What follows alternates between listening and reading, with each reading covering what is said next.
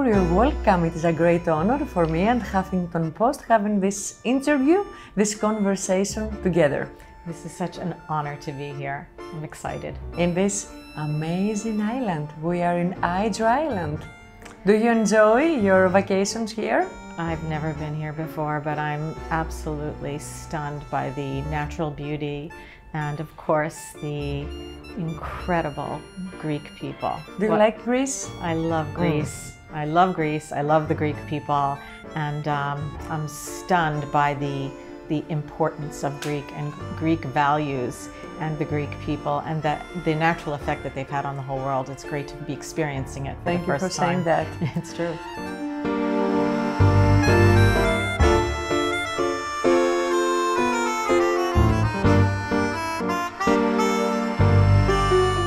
You were the Senior Vice President of Universal Music Room. Can you please share with us moments from this period?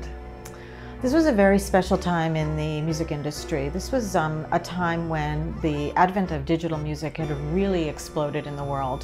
And I had the privilege of working with some of the greatest talent, some that had not been known and that together with my team I brought to the forefront. Examples of that would be Andrea Bocelli, the very first three tenors. I worked with the great Luciano Pavarotti, who was truly a gem. Andrea Bocelli, of course, is... You launched the career of Andrea Bocelli. Yes, I launched the career. How did you find him? That was a great moment in time. The people from Sugar Music in Milan had his recordings, and they had presented them to a wonderful colleague by the name of Costa Pilavaki, who was also from Greece, and at the time he was the Senior Vice President of Philips Music Group, and he came to me and he said, we have a rare opportunity to make this career really go worldwide. Tell me how you feel about this music. So he brought it to me, and at the time it didn't really resonate with the pop music labels, but I understood what this music was about. We're talking about what period? This was really in the 90s, late 90s. Late 90s. And it was a time when we had already lost Elvis Presley, we had already lost the great Frank Sinatra, and there was a void where the adult music audience did not have anyone singing to them. So when Pilavaki came to me and he said, you know, we have this music, do you think together with your team you can do this? And I said, yes, I know how to do it, and I know that it's going to be huge. And how did you know? Tell me about this special feeling. Why? Because you heard the music? Yeah, I heard the music. Of course, you know, this... And his voice, I think. The voice is very, very unique, right? And it has the power to make the individual feel he's singing right to me.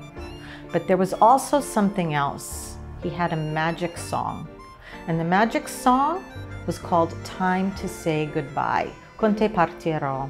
And this song spoke to everyone. It spoke to Italians, it spoke to Americans. You know, Americans have a special romance with I like to think, most things European, and especially... You knew from the beginning that this song is going to speak to everybody's heart. Yes. Really? Absolutely.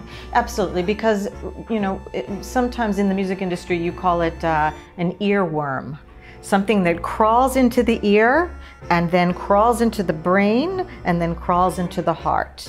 And this song had that. And even to this day, it's still one of the most beloved tunes of all time. Con te partirò, time to say goodbye. Every broken heart loves this music. Do you believe that Andrea Bocelli is the new Frank Sinatra? I wouldn't say that he's the new Frank Sinatra, but I think that he has the power to move people across multiple musical genres. So he can sing in the opera world, and he can also sing in the pop world, and he can also sometimes sing a song by Frank Sinatra. I mean, he's been known to do My Way.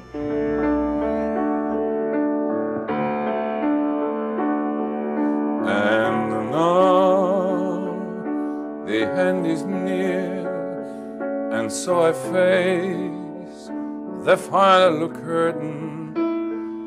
My friend, I'll say it clear, I'll state my case, of which I'm certain. I've lived a life that's full. I travel each and every highway and more, much more than this. I did it my way. And you launched the very first three tenors concert with Pavarotti, Carrera, and Domingo. Yeah. So Tell me about that. That was an amazing moment, and only because it was very, very early in 1990, I believe, if I'm correct. And the thing about that was that it showed the true power of opera, because it was using the music Nessun Dorma as the soundtrack for the World Cup. And to have a song that is, written by a classical music composer that moves people in such a way that everybody knows it, that also then goes on to become an anthem for the world. This is really where music shows its biggest power. And this is why I believe that music is one of the few forces still in the world that has the great capacity to move people in a positive way and make change.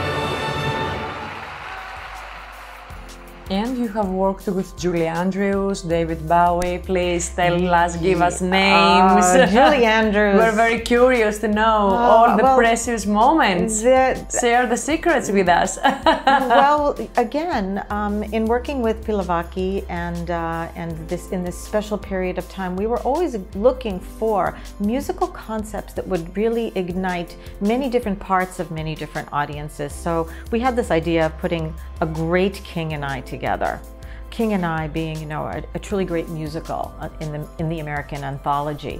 And so we programmed one of the greatest, most beloved voices of all times, Julie Andrews, to sing together with a great movie star, Ben Kingsley, who played the King. So you put that together, and suddenly you had a new concept in crossing over from not just typical Broadway, but bringing in together musical influences that came both from the theater, from the stage, from the film world. And David Bowie, fortunately, we've lost him, but we did a wonderful project with Philip Glass where we took the Low Symphony, and actually we took his recording of Low and we married it with Philip Glass's music, which is a wonderful minimalist marriage that came together. These are some of the early benchmarks that we made to really expand the classical music audience and make it much more accessible to everyone. So, Lisa Mερκούριο, after all these people and this great career, what are you doing now? I'm taking a very unusual path. And that is, tell me about that. I'm taking music now and the power of music, and I'm applying it to social justice. So I've worked now with a number of different clients in the climate change space, where we have worked to bring the power of music to the messaging and the urgency of climate change. It's very interesting, and I think that it's international. It's international because music is innocent and international. Music is innocent. Was talking to your lovely husband. Yes, my husband always says music is innocent, and he's absolutely right. Tell me about your goals for the next year. My goals for the next year are very, very interesting. I have actually transformed my business into a consultancy that works with politicians, works in the political vein. You need strong music for them.